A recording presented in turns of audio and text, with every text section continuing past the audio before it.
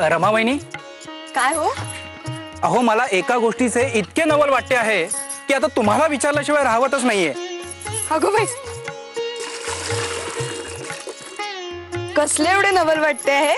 अहो तुम्हाला ठाऊक आहे का, आपला दादा मूर्तीपूजा मानित नाही, पण भाऊसाहेबांशी वाद नकोत म्हणून तो हा विषय घरात काढत नाही. पण दादा मूर्तीपूजा मानत नाही, तो प्रार्थना समाजाची तत्वे मानतो. आणि तरीही आज त्याने तुमच्या बरोबर देवघरात बसून अथर्व शीर्ष म्हटले. हे कसे काय? अहो काय जादू केली तुम्ही?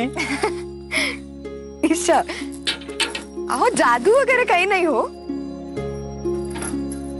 हा स्वतःचा मोठेपणा आहे की आज त्यांनी माझ्यासोबत अथर्व शीर्ष म्हटले.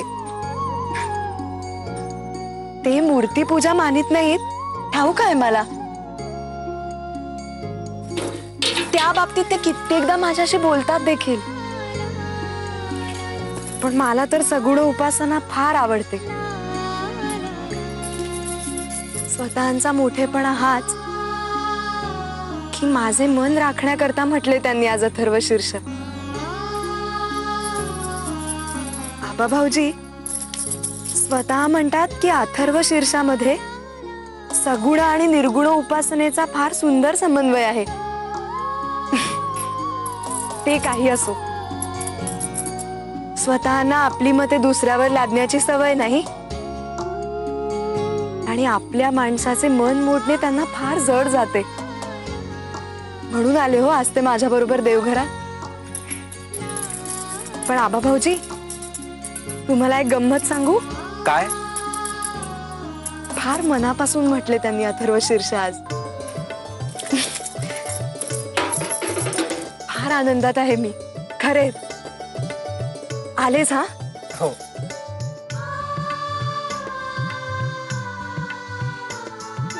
दादा कसा रे, तू सगळ्यांना सांभाळू शकतोस, आपल्याला नाही जमायचे ते.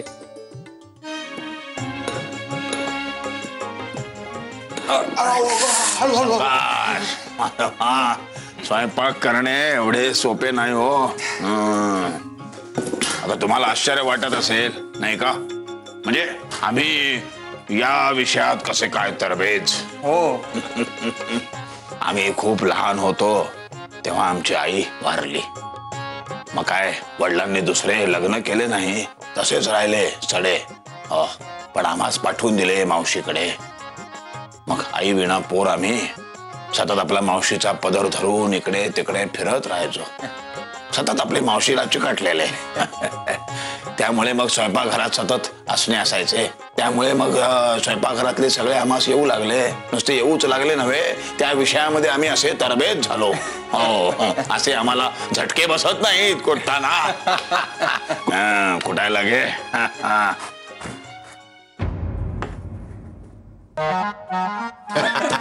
अरे नालाय का? अगो बाई, माझ्या स्वयंपाकघराचे कल्याण होणार असे दिसते आज. देवा देवा देवा. ते मोजून काढणार आपण.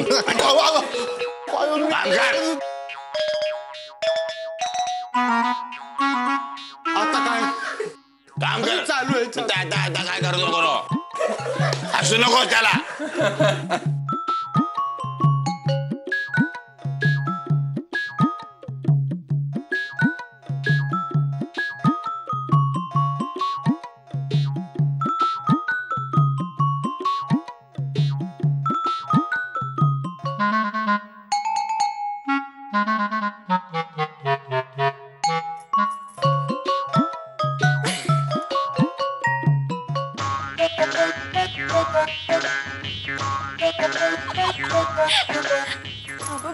बाबा भाऊजी लवकर या.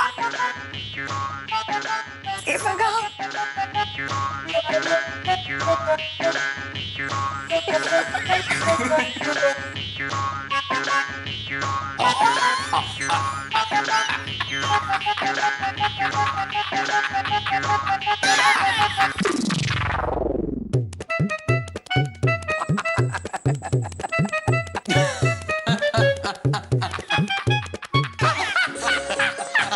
बाळा म्हणजे काय झाले चेहऱ्याचे तुमच्या? अरे माधवा, अरे अरे तुझे पण तसेच. अरे आपले तोंड बघा आधी. आमच्या तोंडात काय झाले? काय झाले नाही झाले? आमच्याही तोंडात झाले. अरे बाबा, अरे बाबा बाळंबजी काय अगदी म्हणजे आता वानराच्या जातीतली दिसतोय. अरे नुसता असा जात्यावर दळण दळताना बायकांचे चेहरे होतात असे. अरे देवा, अरे बाबा. अहो काय बाळंबजी, तुम्ही बाल ब्रह्मचारी. अहो तुम्हाला स्वयंपाकाची सवय असावी. नाही आमचे आपले असे झालेले चालेल, तुमचे असे होऊन कसे चालेल? एवढी तीर्थयात्रा करीत असता 3 दगडावर चूल मांडली आणि पेटवली की झालं स्वयंपाक. एवढे तुम्हाला ठाऊक असू नये आणि तुमची ही अशी अवस्था व्हावी.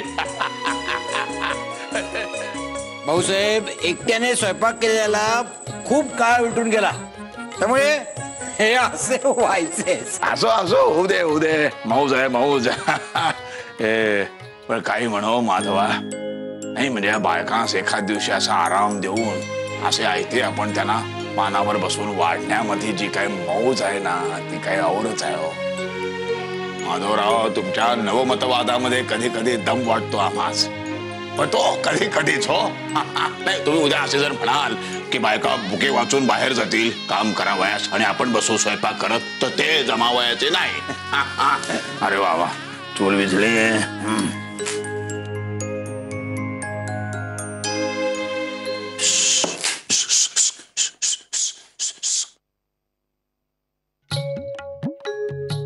कुजबूज ऐकू येते आहे, कुजबूज ऐकू येते आहे बहुतेक. म्हणतो एक काम कर जी, दरवाजामध्ये जा आणि धाडकन दरवाजा उघड. हो पण मी कसं काय जाऊ? अरे जा ना, जा म्हणून सांगितलं. जातो जातो. नाही परत तिथं भ्या वाटते मला जायला. नक्की कोणीतरी आहे.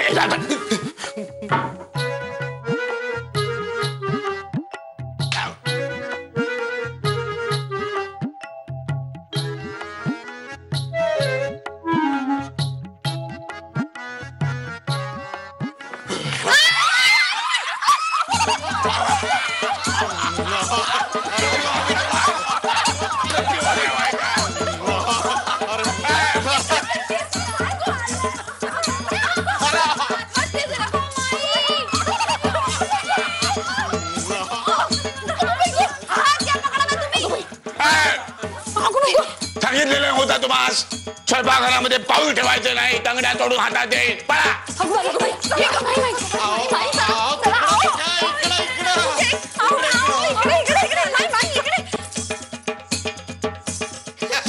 किती भूक लागली असेल यांना ताडा.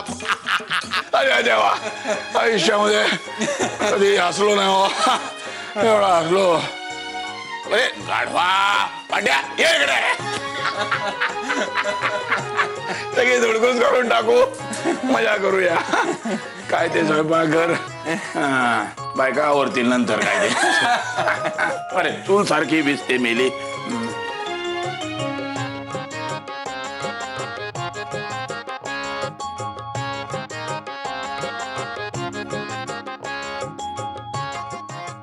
वा वा माधवा, अरे किती सुरेख रांगोळी काढली आहेस.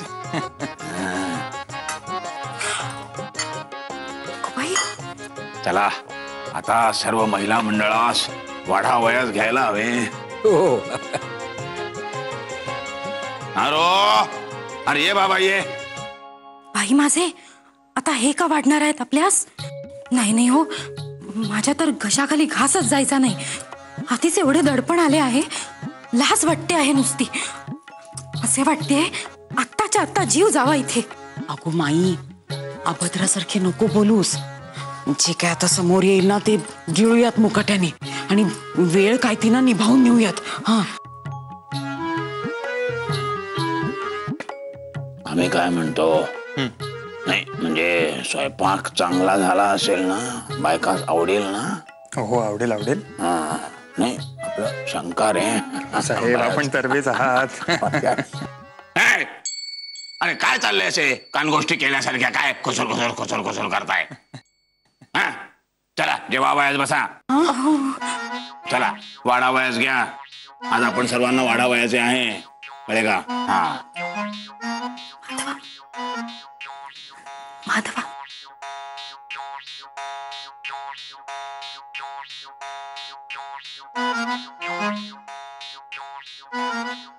अहो तुम्ही खाली बसाव बायकोनो. हो गंगूबाई, बस ग. हा. भाऊसाहेब, आपण केलेल्या स्वयंपाकाचा साऱ्या बायकांनी आस्वाद घ्यावा असे जर आपल्याला वाटत असेल तर आपण आज बाहेर जावे लागेल. का? अहो भाऊसाहेब, आपण वाढणार म्हटल्यावर पहा त्यांना किती दडपण आले आहे. अरे इतकी वर्ष ह्या आपणास वाढतायत, आपणास कुठे कधी दडपण आले का? नाही भाऊसाहेब, खरेच नाही जमायचे त्यास. उपाशी राहतील आणि आपल्या दडपणामुळे त्यांना जेवणाची चव देखील कळणार नाही. अरे देवा, नाही नाही नाही, चव कळावयास हवी. तर मग आता आपण बाहेर जाऊन थांबू. चला रे वानरांनो, नारो, चला आपण बाहेर जाऊन थांबू. पण हो, नाही नाही नाही, अजून एक आहे. स्वयंपाक म्हणजे जेवण झाल्यानंतर स्वयंपाक कसा झाला होता याचा अभिप्राय महिलांनी आम्हास द्यावयास हवा. अगदी. चला चला चला चला. हा चला.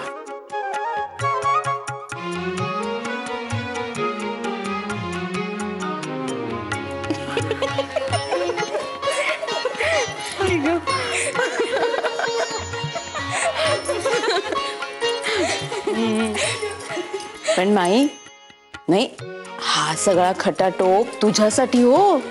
तू दमली होतीस ना म्हणून. ईशा,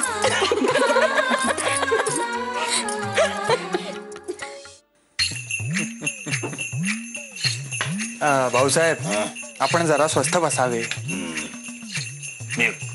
एक काम कर माधवा, जरा आतमध्ये जा आणि त्यास विचारून ये स्वयंपाक कसा झालाय ते सांगा म्हणावे. जा. भाऊसाहेब, अहो त्यांची जेवणे झाल्यावर समजेलच की आपलास. अरे तसे नव्हे. बरं बरं बरं बरं, असे कर, त्यांच्या नकळत पाहून ये लपून छपून. त्यांच्या चेहऱ्यावरचे हावभाव पाहिलेस की तूच कळेल स्वयंपाक आवडलाय का नावडलाय ते. भाऊसाहेब, आपण जरा धीरच धरूया. असे कसे? भाऊसाहेब, बायकांचे झाल्यावर आपण बसणारच आहोत की, तेव्हा कळेलच. आपल्या आपल्याच कळून काय उपयोग आहे बाळंभटजी, काय बोलतात हे? अरे बायकांनी आपल्या स्वयंपाकाचे कौतुक करावयास हवे. अरे झाले का रे जेवण? चालू आहे, चालू आहे. चला. अरे बघ, विसरूनच गेलो, टापशी काढायची राहिली. भाऊसाहेब, राहू द्या टापशी. वैद्यबुवांनी काय सांगितलंय, कानामध्ये हवा जावयास नको. कफाचा त्रास आहे ना तुम्हाला, राहू दे, काही नाही हो. किती काळजी करतोस रे माधवा. ठीक आहे, तू म्हणतोस, राहू दे. चला. आज बायकांनी तुडुंब पोटभर जेवण केलेले दिसते. चिडी चूप सुस्ती आलेली आहे सर्वात. काय सुनबाई?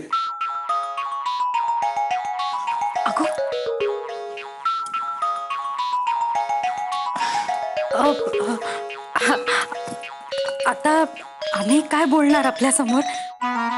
आपली पंगत बसलीच आहे, तेव्हा आपणच सांगावे.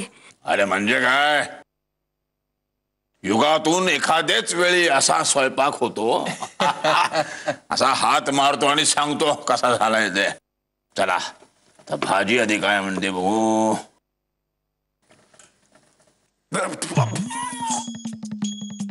सावकाश, पाणी घ्या.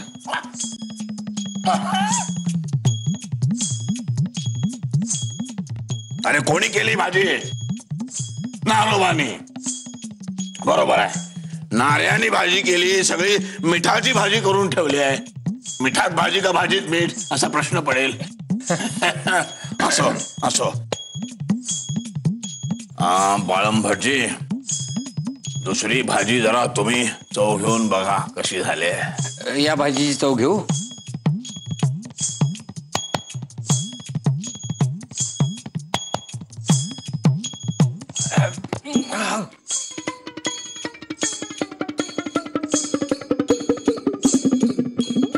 काय झाले काय? भाऊसाहेब, ही भाजी खाऊ नका तुम्ही, भयंकर तिखट आहे हो. अरे अरे अरे अरे अरे अरे हर हर हर हर तिखट केलीत म्हणजे तिखट जास्त टाकलेत. हा बाळंबाजी तुम्हीच केलीत ना भाजी. आता हे बघू वरण. वा वा वा वा वरण कसे सुरेख झालेले आहे. असे आहे वरण आम्ही केलेले आहे. भाऊसाहेब पण वरण माधवाने केले हा. काय हे बाळंबाजी आम्ही केले काय आणि माधवाने केले काय आमचा चिरंजीव आहे की नाही. एक असते वरण तेवढे चांगले आहे आज त्याच्यावरच हात मारू. हे बाकी बरे हो तुमचे भाऊसाहेब. तुमच्या भीतीने तो तिखट खारट कसाही झालेला स्वयंपाक मुकाट्याने खाल्ला आणि तुम्ही फक्त त्या वरणावर निभावणार असे म्हणता आहात. मी काय म्हणते पिठले टाकू का? हो हो आत्ता होईल. अगदी थांबा तुम्ही. माई फळे आणलीत हा चिरून. हे काय माई असे म्हणाल्या आत्ता फलाहारच करू आणि काही खावेसे वाटले तर नंतर बघू. अगो बाई मी कुठे काय म्हणाले गो. पण रंभे प्रसंगावधान ठेवलेस ते अगदी बरे केलेस हो. वा वा वा सुनबाई म्हणजे स्वयंपाकघरामध्ये सुद्धा यांना रस दिसतोय. चांगले आहे चांगले आहे. आज मग फलाहार तर फलाहार. रात्री बघू काय ते. भाऊसाहेब स्वयंपाक कसाही झाला असला तरी पुरुषांनी स्वयंपाक करण्याची तुमची ही कल्पना अगदी नामी होती. हो अगदी आमच्या नवमतवादाशी जुळणारी होती. नव्हे नव्हे नवमातवादाशी जुळणारी नव्हे. अहो आम्ही आमच्या घरातली चूल पेटवली पण तुमचा नवमतवाद दुसऱ्यांच्या घरामध्ये चुली समोर बसलेल्या बायकांना चुली सोडून बाहेर पडावाच भाग पडतो. त्यामुळे हे नवमतवादासारखे नाही हो. भाऊसाहेब ते साऱ्यांच्या चुली नीट पेटाव्यात म्हणून आपले आपले करून दृष्टी संकुचित ठेवण्यापेक्षा नदीच्या प्रवाहाप्रमाणे सारे सामावून घेत सतत पुढे गेलो तरच निभाव लागणार आहे. पण त्या प्रवाहामध्ये सारेच जण वाहून जाण्याचाही धोका आहे.